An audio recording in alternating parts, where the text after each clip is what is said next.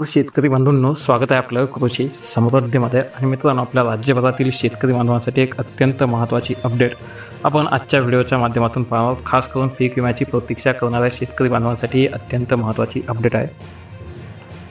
कारण की खरीप हंगाम 2024-25च्या पीक विम्याची प्रतीक्षा शेतकरी जे आहेत ते करत आहेत. कारण की अतिवृष्टीमुळे खरीप हंगामातील पिकांचं मोठ्या प्रमाणामध्ये नुकसान झाल्यानंतरही शेतकऱ्यांना पीक विम्याची मदत जी आहे तर ती मिळाली नाही. आणि काही ठिकाणी जी मदत मिळणार आहे तर ती अल्प दराने आपल्या शेतकरी बांधवांना मिळणार असल्यामुळे शेतकऱ्यांमधून नाराजी व्यक्त होत आहे.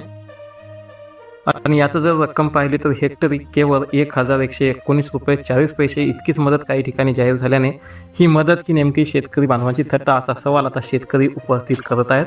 आणि जो आपला 2025-26चा खरीप हंगाम होता, त्या खरीप हंगामात आपल्या परभणी जिल्ह्यामध्ये सुमारे 5,21,000 हेक्टर क्षेत्रावर पेरणी करण्यात आली होती. आणि यापैकी 5.67 लाख शेतकऱ्यांनी 3,86,000 हेक्टर क्षेत्राचा प्रधानमंत्री पीक विमा योजनेअंतर्गत जो विमा आहे तो उतरवला होता. परंतु सप्टेंबर आणि ऑक्टोबर महिन्यामध्ये या जिल्ह्यामध्ये जी अतिवृष्टी झाली आहे त्यामुळे पिकांचं मोठं नुकसान झालं आहे. आणि शेतकऱ्यांना विमा योजनेतून योग्य भरपाई मिळेल अशी अपेक्षा होती. परंतु प्रत्यक्षात शेतकऱ्यांना मिळणारी रक्कम अत्यल्प असल्याचं समोर आलं आहे.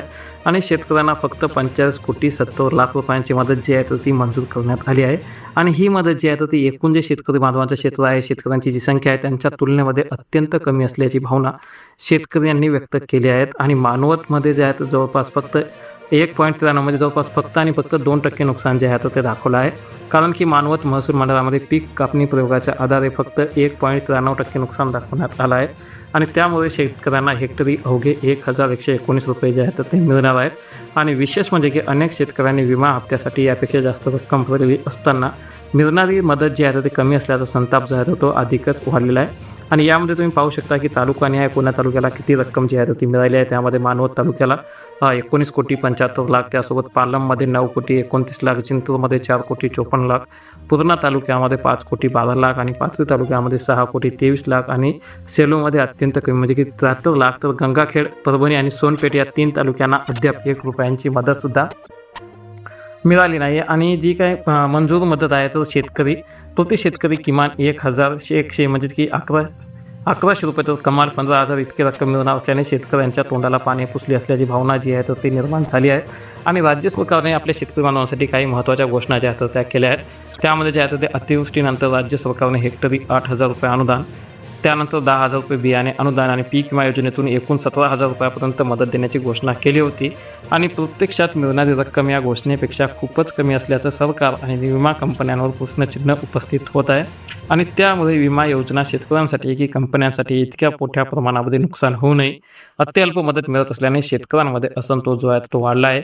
विमा हप्ता जास्त पण मदत कमी, मग ही योजना नेमकी कोणासाठी, असा सवाल जे आहे ते शेतकरी उपस्थित करीत आहेत. आणि हा एक अत्यंत महत्त्वाचा सवाल आहे.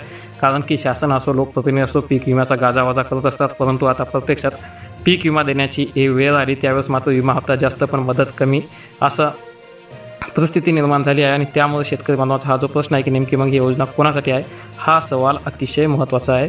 तर याबद्दल आपलं काय मत आहे नक्की कमेंटमध्ये सांगा. त्यासोबत आपल्या परभणी जिल्ह्यातील मानवत, पालम, चिंतूर, पूर्णा, पाथरी, सेलू, गंगाखेड, परभणी आणि सोनपेठ या तालुक्यातील शेतकरी बांधवांना ही माहिती नक्की शेअर करा. त्यासोबत आपला कुठला जिल्हा आहे, आपल्याला कुठली अपडेट पाहिजे हे सुद्धा कमेंटमध्ये नक्की सांगा. धन्यवाद.